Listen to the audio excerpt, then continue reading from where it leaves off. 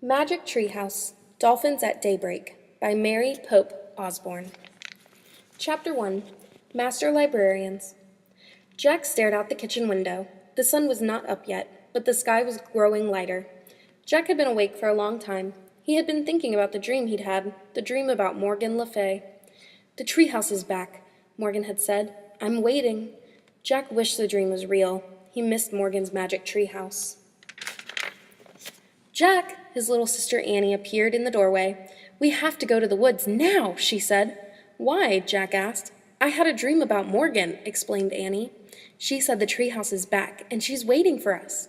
"That was my dream," said Jack. "Oh, wow," said Annie. "She told you too? So it must be important." "But dreams aren't real," said Jack. "Some dreams aren't, but this one is," said Annie. "I can just feel it." She opened the back door. "I'll see you later." Wait, I'm coming," said Jack. He raced up the stairs. Having the same dream must mean something, he thought. He grabbed his backpack and threw his notebook and pencil into it. Then he ran downstairs. "We'll be back soon, Mom," Jack called into the living room. "Where are you going so early?" his dad called. "Just for a quick walk," said Jack. "It rained last night," called his mom. "Don't get your shoes wet." "We won't."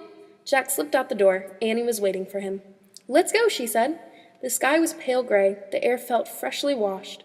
Jack and Annie ran up their quiet street to the Frog Creek woods. They headed between the trees. Soon they came to the tallest oak in the woods. There was a wooden house high in the treetop. "It is back," whispered Jack. Someone looked out the window of the treehouse, a lovely old woman with long white hair. Morgan Le Fay. "Come up," called the magical librarian. Jack and Annie climbed up the rope ladder and into the treehouse. In the dawn light, they stared at Morgan Le Fay. She looked beautiful in a red velvet robe. Jack pushed his glasses into place. He couldn't stop smiling. "We both had dreams about you," said Annie. "I know," said Morgan. "You do?" "Yes, I sent them to you," said Morgan, "because I need your help." "What kind of help?" said Jack. "Merlin the magician has been up to his tricks again," said Morgan, "so I haven't had any time to collect books for Camelot's library." "Can we collect them for you?" asked Annie.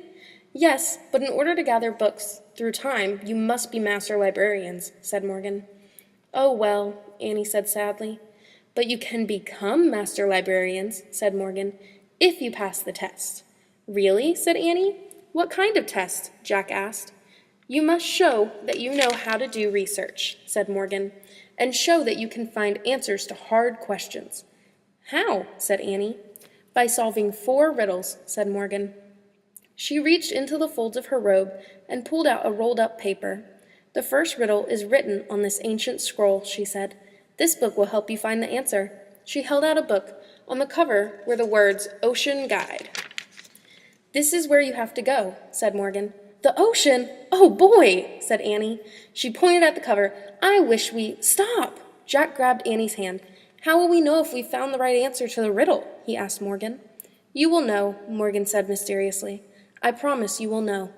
Jack let go of Annie's hand. She pointed again at the cover and finished her wish. "I wish we could go there." The wind started to blow. "Are you coming with us, Morgan?" Jack asked. Before Megan could answer, the treehouse started to spin. Jack squeezed his eyes shut. The treehouse spun faster and faster. Then everything was still. Absolutely still. Jack opened his eyes. Morgan Le Fay was gone.